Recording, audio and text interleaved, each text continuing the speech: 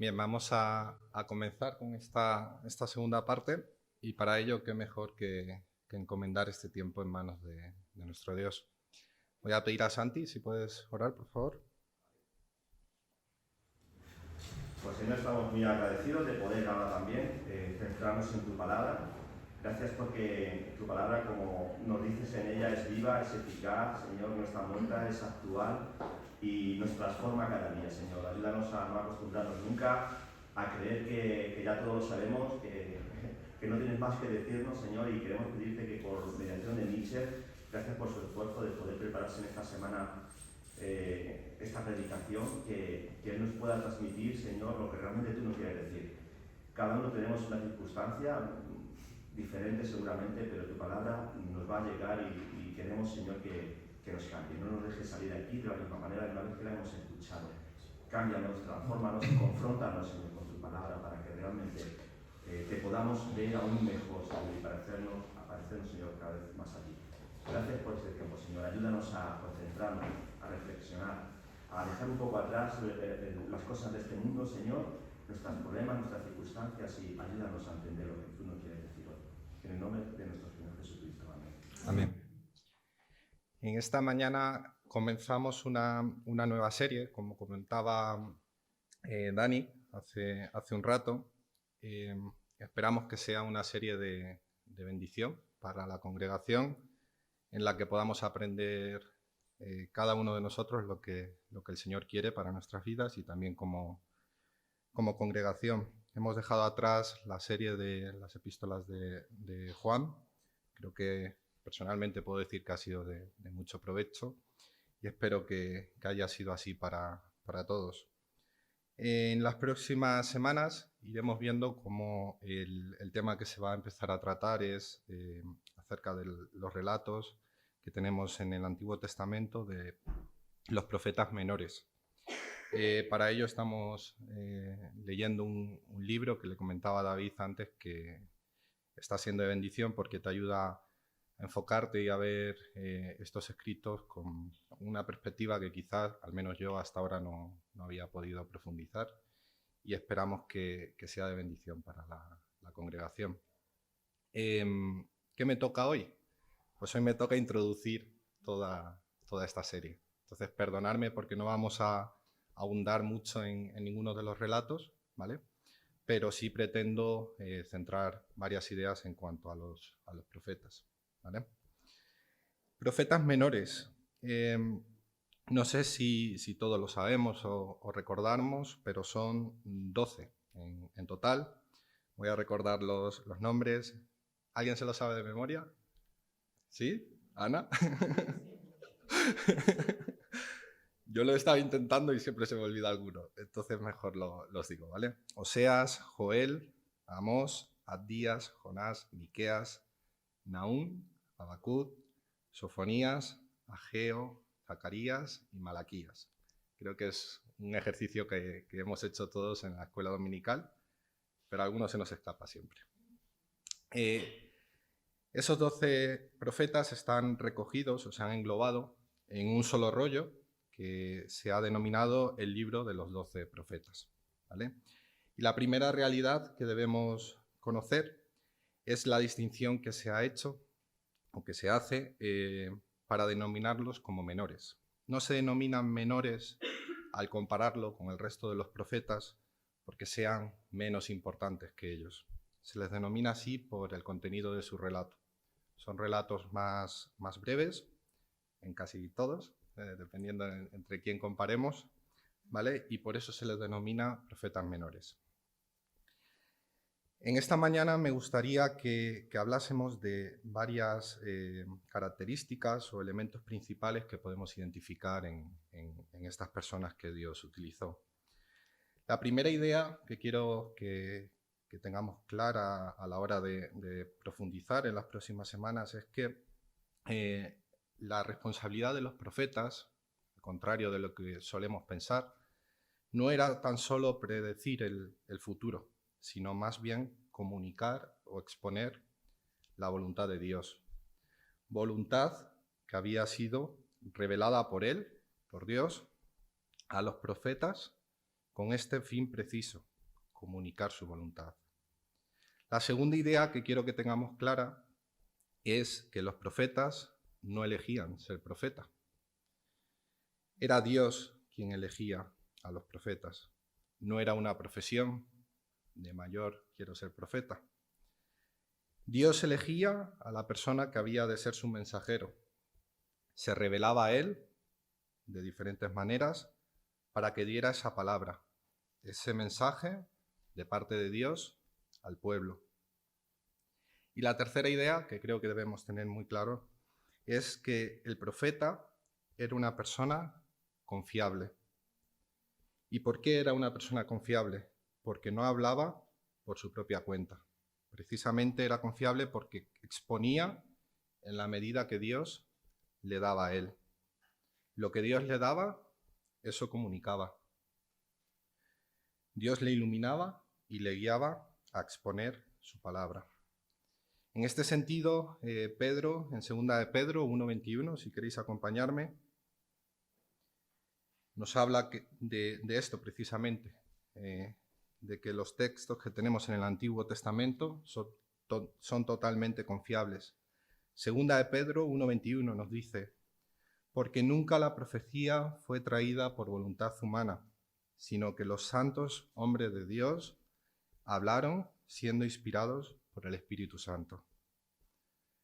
Aquí vemos cómo Pedro nos está indicando que los profetas recibían ese mensaje inspirados por Dios mismo, por el Espíritu. Y vemos además cómo eran santos hombres, hombres piadosos, temerosos de Dios. Por lo tanto, debe quedar claro, a partir de hoy, en todos los relatos que vamos a tener, que partía de Dios la voluntad de comunicar ese mensaje concreto. No partía de la voluntad humana, no partía de la voluntad del profeta. De hecho, tenemos algunos ejemplos en los que algunos profetas en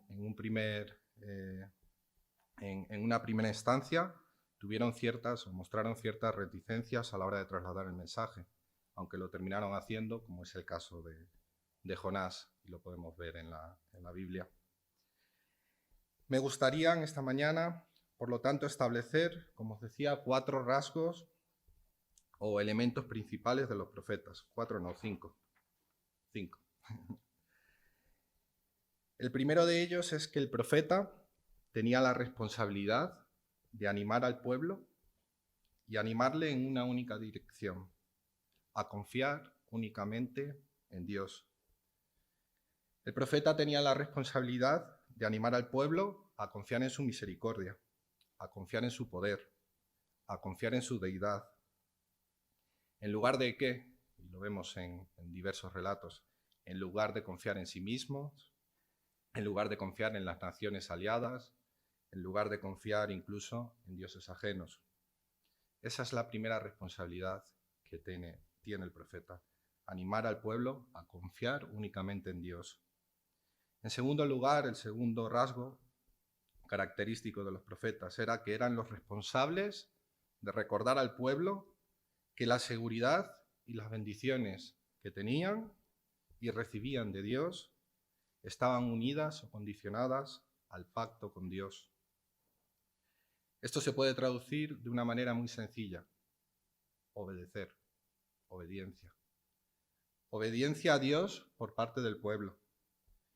Por lo tanto, requería de su pueblo un corazón sincero delante de Dios, un corazón dispuesto a servir a su Dios. En definitiva, una fe sincera por parte del pueblo, sin hipocresías. Y en esto, como sabemos y hemos leído en muchas ocasiones, el pueblo de Dios falla muchas veces. Por eso el Señor usa a los profetas, para recordar constantemente qué es lo que espera de su pueblo.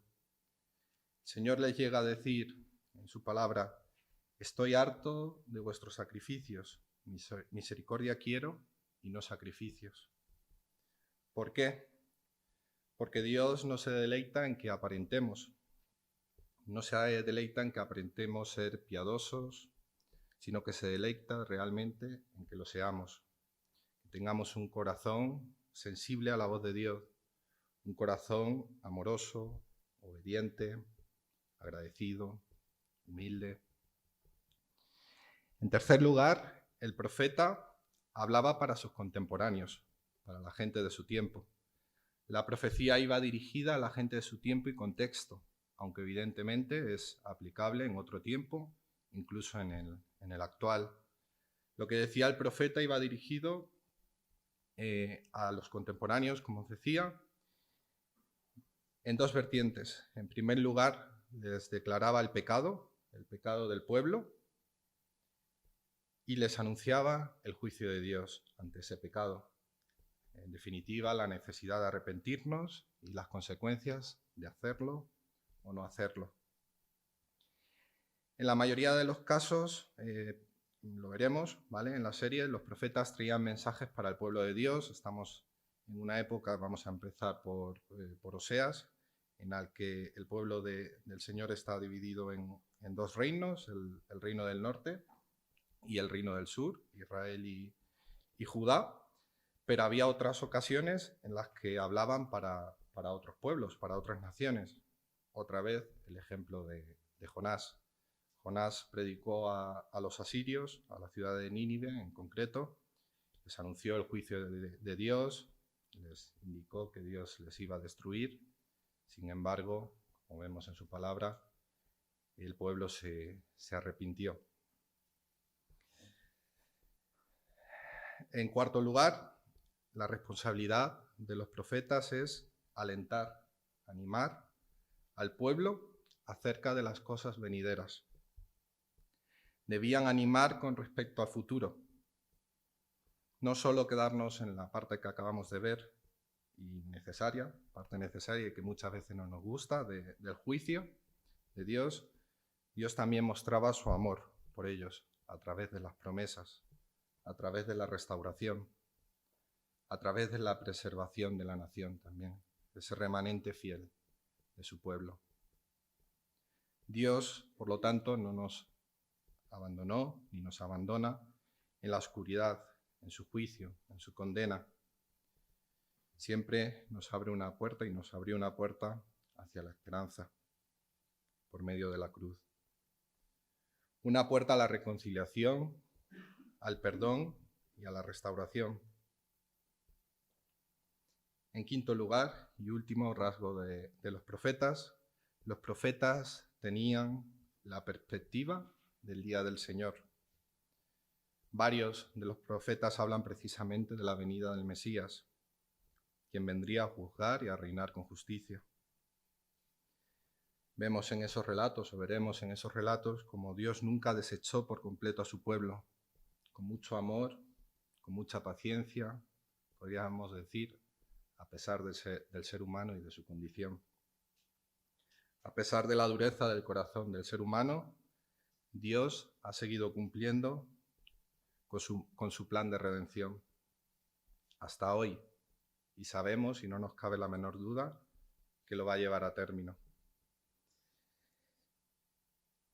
Si me podéis acompañar, por favor, para seguir con esta introducción, a Mateo, capítulo 21. Mateo, capítulo 21, vamos a leer los versículos del 28 al 46.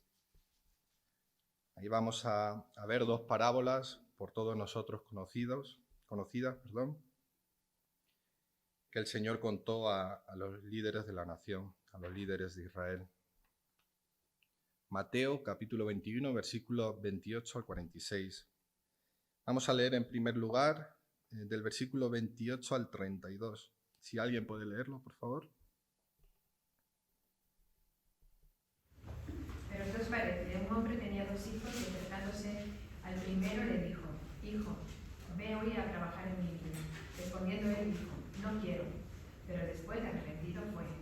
Y acercándose al otro le dijo de la misma manera, y respondiendo él dijo: Sí, Señor, voy, y no fue.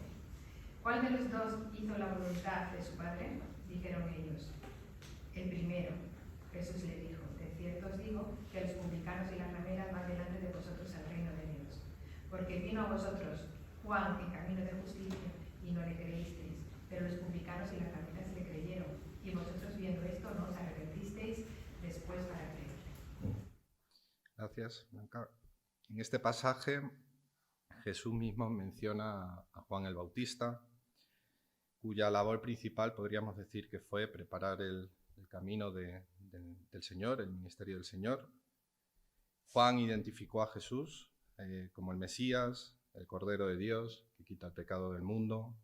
Su predicación era: arrepentíos, porque el reino de Dios se ha acercado.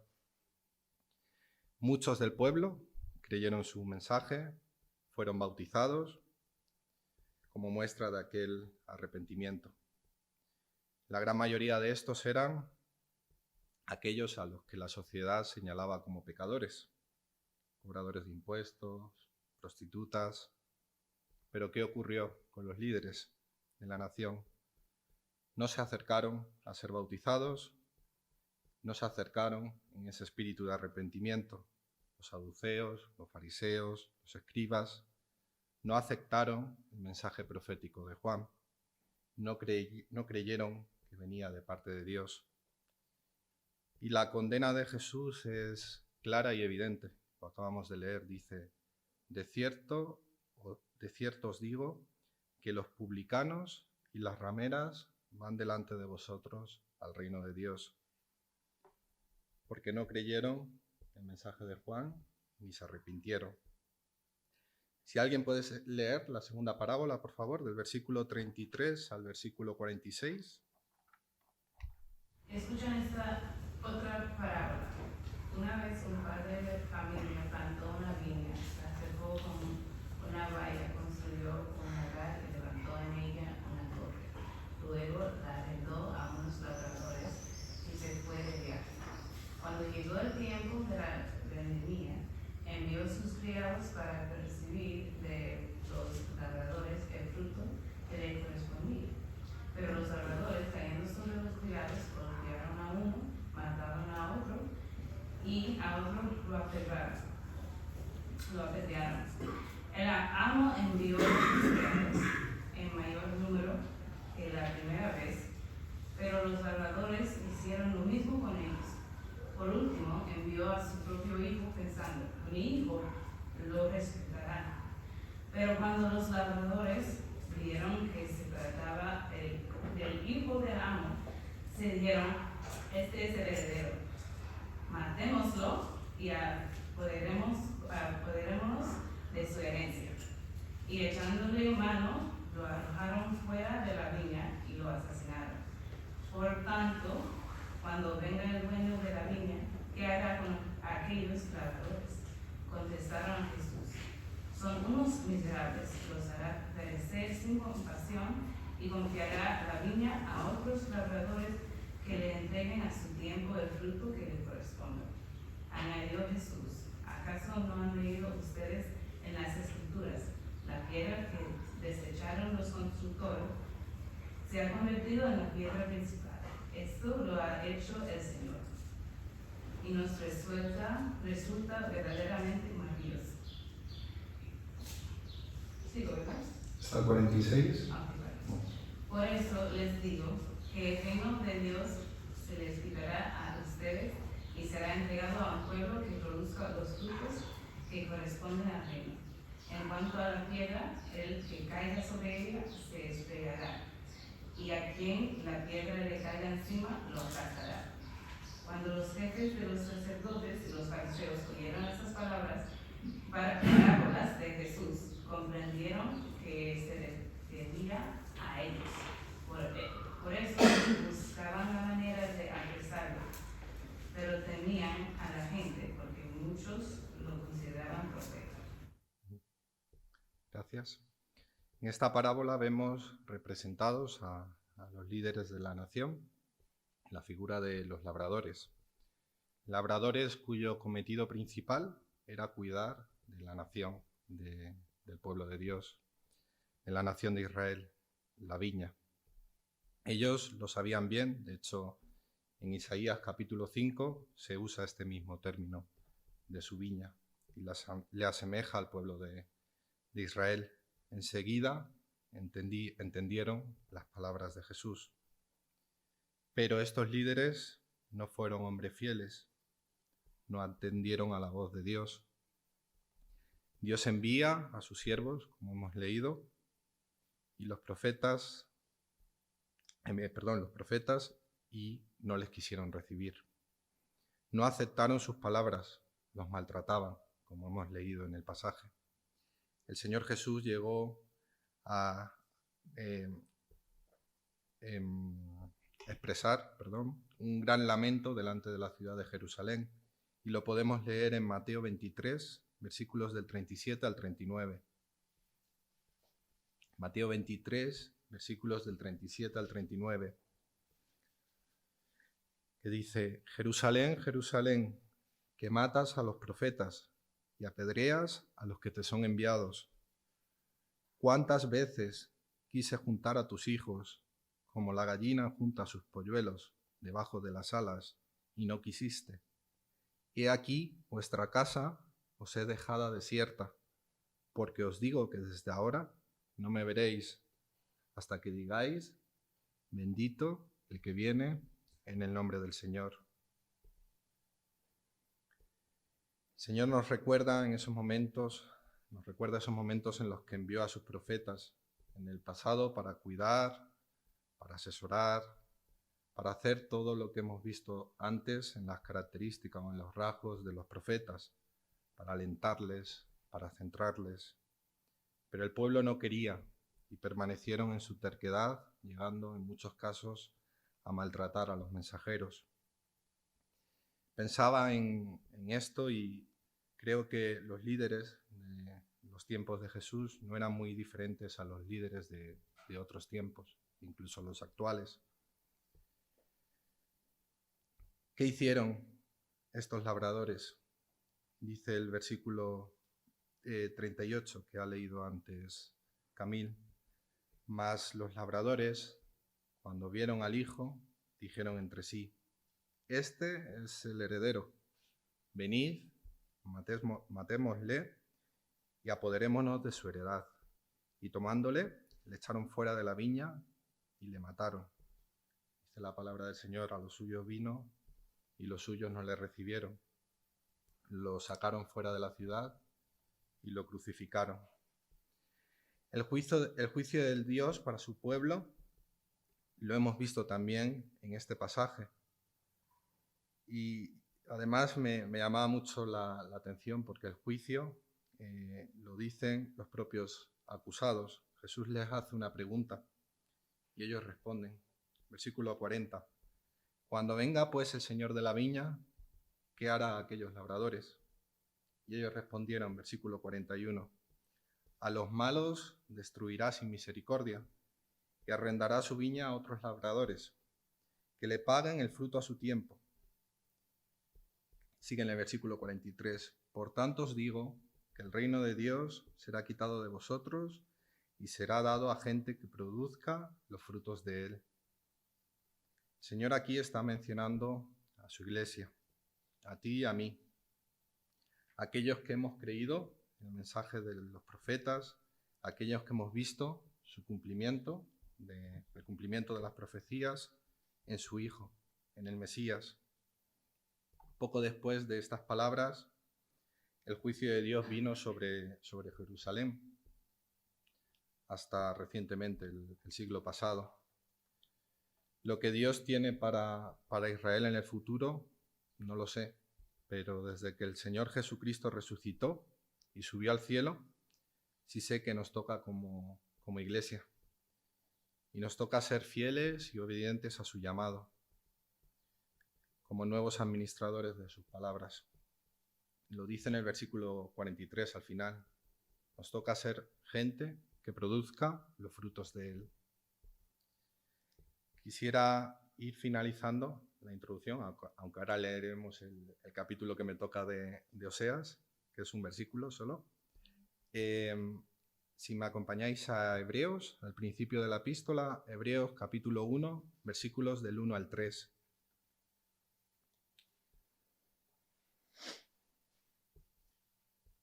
Hebreos 1, versículos del 1 al 3.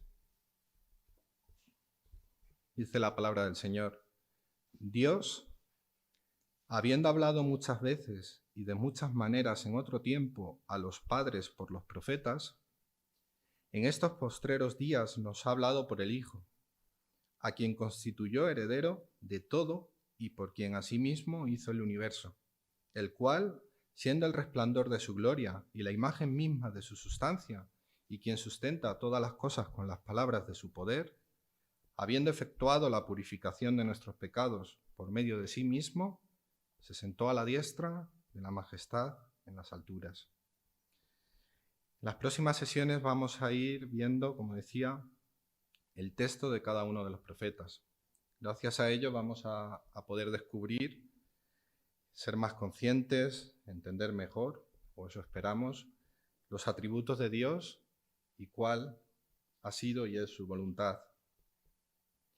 Pero no me gustaría que perdamos de vista el lugar hacia donde apuntaban o hacia donde apuntan la mayoría de los relatos de los profetas.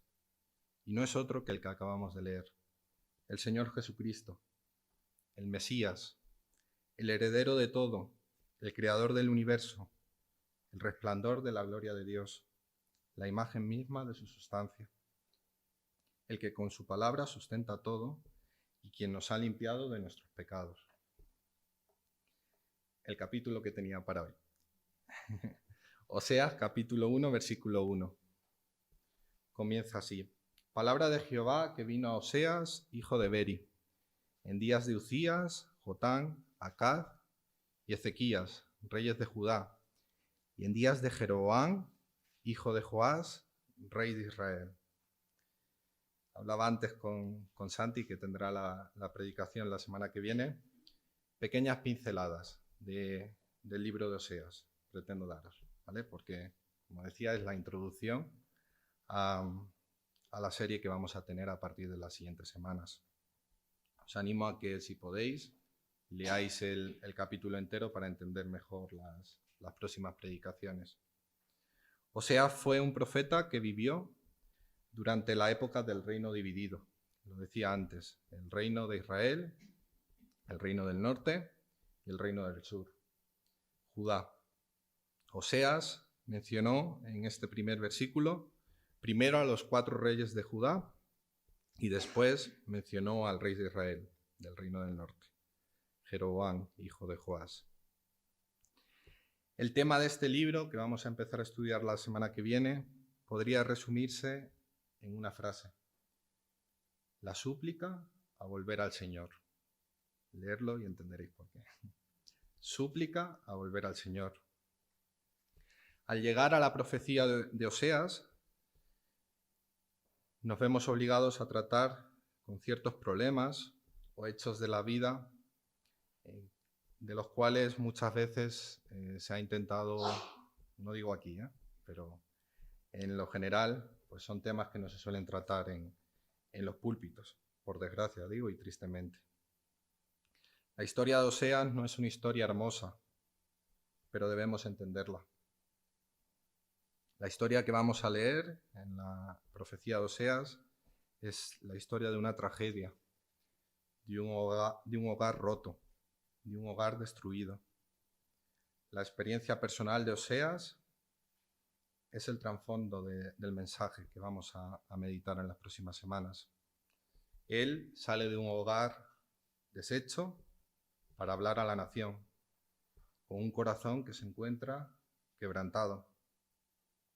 Por lo tanto, él sabía exactamente cómo se sentía Dios con su nación, porque él se sentía de la misma manera.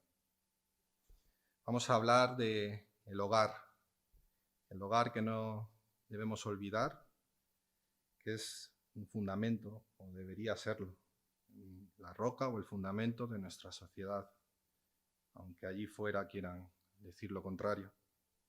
Dios ha sido quien nos ha dado el hogar a la humanidad.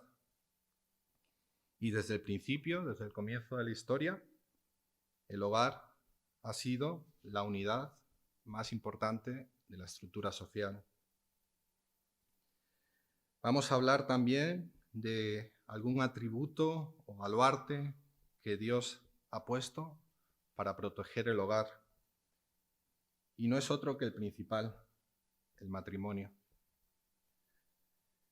La sociedad no ha creado el matrimonio, al contrario, la lo está intentando destruir. La sociedad encontró el matrimonio porque fue Dios quien le dio el matrimonio. Él fue quien lo entregó a la humanidad y el matrimonio debe descansar, debe apoyarse en su palabra. Recordamos lo que dice, por lo tanto, lo que Dios juntó, no lo separe el hombre. Vamos a ver a partir de la semana que viene el trasfondo de la profecía de Oseas, la historia de una mujer caída y de un hogar deshecho.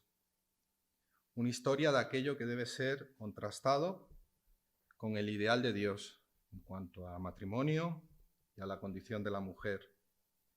Dios, en definitiva, usa este libro que nos ha regalado por medio del profeta para contarnos su propia historia. Y quería dejaros con una reflexión, para mí el primero.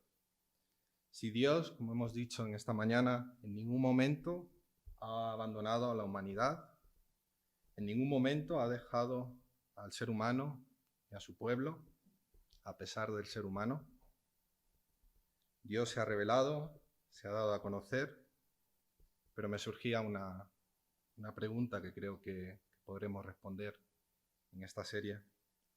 ¿Estamos dispuestos a escuchar su voz? Y lo que es más difícil, ¿estamos dispuestos a obedecerle? El Señor bendiga su palabra.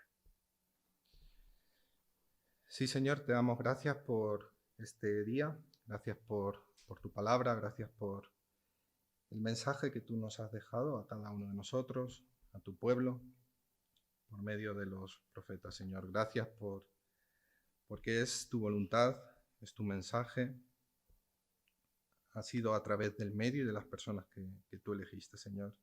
Gracias porque a pesar de nuestra condición, a pesar de lo que hacemos o dejamos de hacer como seres humanos, tú decides en tu misericordia animarnos, alentarnos, recordarnos, Señor, guiarnos hacia tu palabra, Señor. Gracias por este hermoso privilegio que nos das de poder estar en esta mañana escuchando tu palabra, habiéndote adorado y alabado. Te pedimos que ahora nos lleves con bien a nuestros hogares y nos cuides durante esta semana, Padre. En el nombre de Jesús, tu Hijo amado. Amén.